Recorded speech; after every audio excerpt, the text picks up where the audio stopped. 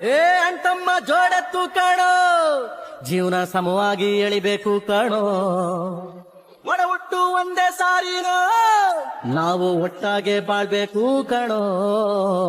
ನೋಡಿ ಬರ ಕಲಿಬೇಕಪ್ಪ, ಕಣ್ಣಾಕಿ ಹೊಟ್ಟೆ ಕಿಚ್ಚ ಪಡ್ಬ್ಯಾಡ್ರಪ್ಪ, ಇಂಥವ್ರು ಭೂಮಿ ಮ್ಯಾಲೆ ಇರ್ಬೇಕಪ್ಪ. ಕಪ್ನ ಒಬ್ರು ಕೈ ಕೊಡ್ತೀನ ಅಂದ್ರೆ ಒಂದು ಟಾಸ್ಕ್ ಆಡಿರೋದಿಲ್ಲ, ಒಂದು ಏನು ಆಡಿರೋದಿಲ್ಲ, ಮನೇಲಿ ಎಲ್ಲೂ ಅವರ ಒಂದು ವ್ಯಕ್ತಿತ್ವದ ಪ್ರದರ್ಶನ ಇರೋದಿಲ್ಲ, ಬರೀ ಕೆಳಗಿಟ್ಟು ಮಾತಾಡೋದು ಇಷ್ಟೇ. ಬಟ್ ಹಾಗಾದ್ರೆ ಇದೊಂದು ಕಾಮಿಡಿ ಶೋನಾ? ಬಿಗ್ ಬಾಸ್ ಹಾಗಾದ್ರೆ ಒಂದು ಕಾಮಿಡಿ ಶೋನಾ? ಅಲ್ಲ. ಹಿಡಿ ಚೆನ್ನಾಗಿ ಕಾಕ ಹಿಡಿದ್ಯಾ ಮಗನೇ. ಒಂದು ಕಾಮಿಡಿ ಶೋನಾ? ಅಲ್ಲ. ಹಾಗಾದ್ರೆ ನಮ್ಮನ್ನೆಲ್ಲ ಯಾಕೆ ಕರಿತೀರಿ? ನೀವು ನಮ್ಮಂತ ಹೆಣ್ಣು ಮಕ್ಕಳುಗಳನ್ನ ನೀವು ಕರೆದಲ್ಲಿ ಟಾಸ್ಕ್ ಆಡೋದಕ್ಕೆ ಕೊಡ್ತೀರಿ, ವ್ಯಕ್ತಿತ್ವದ ಪ್ರದರ್ಶನಕ್ಕೆ ಕೊಡ್ತೀರಿ, ಎಲ್ಲವೂ ಇರುತ್ತಾ ಮನೇಲಿ? ಈ ನಿನ್ ಚುರುಕ್ ಬುದ್ಧಿನೇ ನನಗಿಷ್ಟ ಆಗೋದು. ಇದು ಕಾಮಿಡಿ ಶೋ ಅಲ್ಲ. ಬಿಗ್ ಬಾಸ್ ಒಂದು ವ್ಯಕ್ತಿತ್ವದ ಆಟ. ಇನ್ನೊಬ್ಬರನ್ನ ನೀವು ಕೆಳಗಿಟ್ಟು, ಇನ್ನೊಬ್ಬರ ವ್ಯಕ್ತಿತ್ವವನ್ನ ನೀವು ಕೆಳಗಿಟ್ಟು ಕಪ್ನ ಒಬ್ರು ಕೈ ಕೊಡ್ತೀನ ಅಂದ್ರೆ ಒಂದು ಟಾಸ್ಕ್ ಆಡಿರೋದಿಲ್ಲ, ಒಂದು ಏನು ಆಡಿರೋದಿಲ್ಲ. ನನಗೆ ಎಷ್ಟು ಚೀಪ್ ಅನಿಸ್ಬಿಡ್ತು ಅಂದ್ರೆ ನಿಮ್ಮ ಮನೇಲಿ ಎಲ್ಲೂ ಅವರ ಒಂದು ವ್ಯಕ್ತಿತ್ವದ ಪ್ರದರ್ಶನ ಇರೋದಿಲ್ಲ, ಬರೀ ಕೆಳಗಿಟ್ಟು ಮಾತಾಡೋದು ಇಷ್ಟೇ. ನನ್ನ ಹೇಟರ್ಸ್ಗೆಲ್ಲ ಹೇಳೋದೊಂದೇ, ಬರ್ನಲ್ಲಿ ಇಟ್ಕೊಳ್ಳಿ ನೀವೆಲ್ಲ ಇನ್ ಮುಂದೆ. ಬಟ್ ಹಾಗಾದ್ರೆ ಇದೊಂದು ಕಾಮಿಡಿ ಶೋನಾ? ಬಿಗ್ ಬಾಸ್ ಹಾಗಾದ್ರೆ ಒಂದು ಕಾಮಿಡಿ ಶೋನಾ? ಅಲ್ಲ. ಹಾಗಾದ್ರೆ ನಮ್ಮನ್ನೆಲ್ಲ ಯಾಕೆ ಕರಿತೀರಿ? ನೀವು ನಮ್ಮಂತ ಹೆಣ್ಣು ಮಕ್ಕಳುಗಳನ್ನ ನೀವು ಕರೆದಲ್ಲಿ ಟಾಸ್ಕ್ ಆಡೋದಕ್ಕೆ ಕೊಡ್ತೀರಿ, ವ್ಯಕ್ತಿತ್ವದ ಪ್ರದರ್ಶನಕ್ಕೆ ಕೊಡ್ತೀರಿ, ಎಲ್ಲವೂ ಇರುತ್ತಾ ಮನೇಲಿ?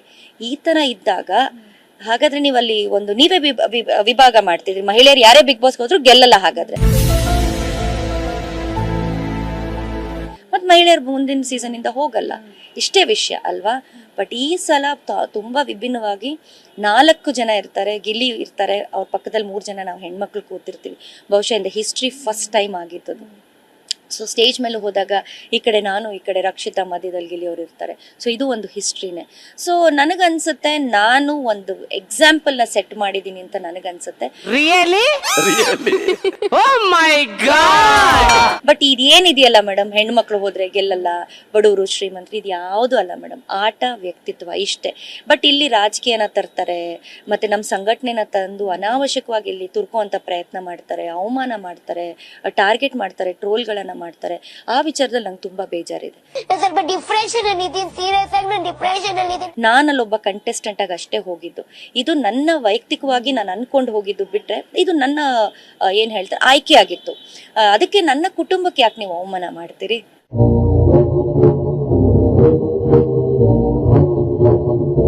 ಅಲ್ವಾ? ನಾನು ಮಾಡೋ ತಪ್ಪುಗೋ, ನಾನು ಮಾಡೋ ಸರಿಗೋ ನೀವು ನನ್ನ ಕುಟುಂಬವನ್ನ ನೀವು ಅವಮಾನ ಮಾಡಬೇಡಿ.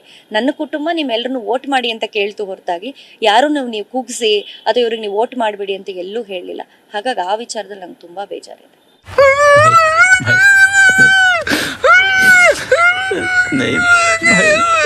ಒಬ್ಬರನ್ನ ಸೋಲ್ಸೋದ್ರಲ್ಲಿ, ಒಬ್ಬರನ್ನ ಗೆಲ್ಲಿಸೋ ಬರದಲ್ಲಿ ಇನ್ನೊಬ್ಬರ ಸೋಲನ್ನ ನೀವು ಇಷ್ಟು ಸಂಭ್ರಮಿಸ್ತೀರಾ ಅಂತ ಆದ್ರೆ ಆ ಕಪ್ ಅಂತ ಕಪ್ ನನಗೆ ಅವಶ್ಯಕತೆ ಇರಲಿಲ್ಲ.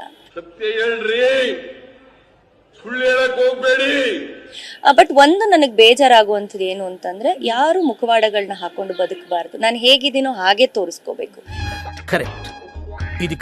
ಇರೋರು ಇದೆ ಅಂತಾನೆ ಹೇಳ್ಬೇಕು, ಅಥವಾ ನನ್ನ ಹತ್ರ ಇಲ್ಲ ಅಂದ್ರೆ ನಾನು ಇಲ್ಲ ಅಂತಾನೆ ಹೇಳ್ಬೇಕು. ಎಲ್ಲವೂ ಇದ್ದು ನಾನೇನು ಇಲ್ಲ ಅಂತ ಬದುಕೋದಿದೆಯಲ್ಲ, ಅದೊಂದು ಮುಖವಾಡ ಅಂತಾನೆ ನನಗನ್ಸುತ್ತೆ.